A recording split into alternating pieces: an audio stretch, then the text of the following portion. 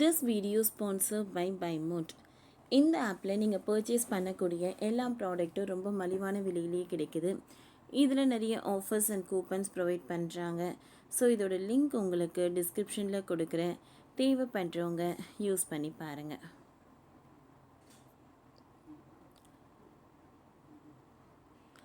Amara Raja battery நிறுவனம் எப்படி உருவானது தெரியுமா? America to Tirupati. இந்தியாவில் பேட்டரி உற்பத்தியில் நம்பர் 1 இடத்தை பிடித்திருக்கிறது அமரராஜா பேட்டரிஸ். 1985ஆம் ஆண்டு ஆந்திர மாநிலத்தில் ஒரு கிராமத்தை சேர்ந்தவரால் தொடங்கப்பட்ட அமரராஜா நிறுவனம் இன்று இந்தியாவில் நம்பர் 1 பேட்டரி உற்பத்தி நிறுவனமாக மாறியுள்ளது. இந்த நிறுவனத்தின் வெற்றிக்கு பின்னணியில் இருப்பவர் ராமச்சந்திர நாயுடு ஆவார்.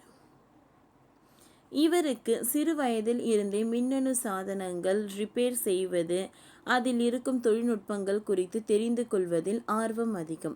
அப்படிதான் தன்னுடைய பள்ளி படிப்பை முடித்த இவர் ஆனந்தபுரி கல்லூரியில் எலக்ட்ரிக்கல் இன்ஜினியரிங் எடுத்து படித்தார்.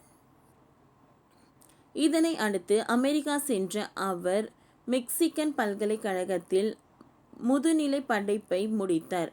அவருக்கு அங்கே மிகப்பெரிய நிறுவனத்தில் வேலை வாய்ப்பு கிடைத்தது.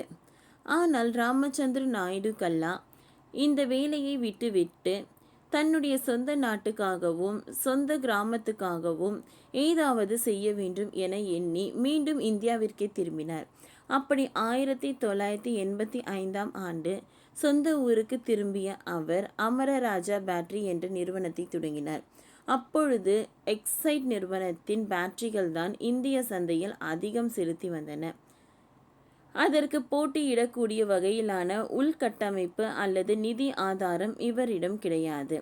எப்படியாவது இந்த துறையில் முதலிடத்திற்கு வந்துவிட வேண்டும் என்ற ஊக்கம் மட்டும் இருந்தது.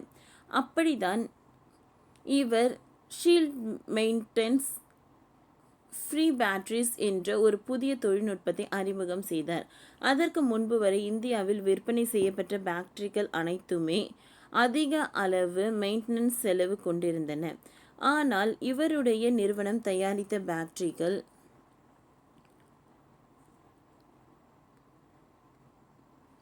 ஜீரோ மெயின்டெனன்ஸ் என்ற தொழில்நுட்பத்துடன் வந்தன. இதற்கு அமெரிக்காவை சேர்ந்த ஜான்ஸ் கண்ட்ரோல் நிறுவனத்தோடு இணைந்து அவர்களின் தொழில்நுட்பத்தை அறிந்து கொண்டு அதை இந்தியாவில் தன்னுடைய நிறுவனத்தில் பேட்டரி உற்பத்தியில் அவர் கொண்டு வந்தார். இந்தியாவில் விற்பனை செய்த பேட்டரிகள் அனைத்துமே ஆசிட் நிரப்பப்பட்ட பேட்டரிகளாக இருந்தன. ஆனால் அமரராஜா தயாரித்த பேட்டரிகள் பராமரிக்கவே தேவையில்லாத ஆனால் நீண்ட காலம் பயன்படுத்த உத்தகையானதாக இருந்தன. இதனை அடுத்து கொஞ்சம் கொஞ்சமாக இதை இந்திய சந்தையில் கொண்டு சேர்த்து அவருக்கு 2008ஆம் ஆண்டு டாடா மோட்டார்ஸ் மற்றும் ஹுண்டாய் நிறுவனத்திடம் இருந்து பெரிய ஆர்டர்கள் கிடைத்தன. அதுதான் அமரராஜா நிறுவனத்தின் வளர்ச்சிக்கான முதல் படியாகும்.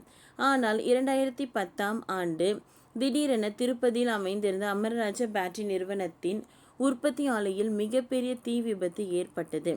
அப்பொழுது சுமார் 20 கோடி மதிப்பிலான மூலப்பொருட்கள் கருகி போயின.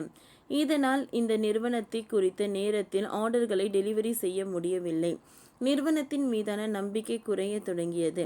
அந்த காலகட்டத்தில் சீனாவில் இருந்து குறைந்த விலையில் பேட்டரிகள் இந்தியா சந்தையில் கால் பதிக்க தொடங்கின. இருந்தாலும் மனம் தளராத ராமச்சந்திர நாயுடு மீண்டும் நிதி திரட்டி முதலீடு செய்து 18 மாதங்களுக்குள் புதிதாக ஒரு உற்பத்தி ஆலையை திறந்தார். இந்திய சந்தையில் மீண்டும் அவருடைய நிறுவனம் கால் பதிக்க தொடங்கியது. 2012ஆம் ஆண்டு அமர்ராஜா பேட்டரி நிறுவனம் இந்தியாவில் கார்கள் தொடங்கி டெலிகாம் டவர்கள் வரை தங்களுடைய பேட்டரிகளை விற்பனை செய்தது. இதன் மூலம் 2000 கோடி வருமானம் ஈட்டும் நிறுவனமாக மாறியது. படிப்படியாக பேட்டரி தொழில்நுட்பத்தில் புதிய புதிய விஷயங்களை கொண்டு வந்து அமரராஜா நிறுவனம் 2017ஆம் ஆண்டு 5000 கோடி வருமானம் ஈட்டும் நிறுவனமாக மாறியது. ஓகே ஃப்ரெண்ட்ஸ், இந்த வீடியோ உங்களுக்கு யூஸ்ஃபுல்லாக இருந்ததுன்னா லைக் பண்ணுங்கள், ஷேர் பண்ணுங்கள், சப்ஸ்கிரைப் பண்ணுங்கள். தேங்க்யூ.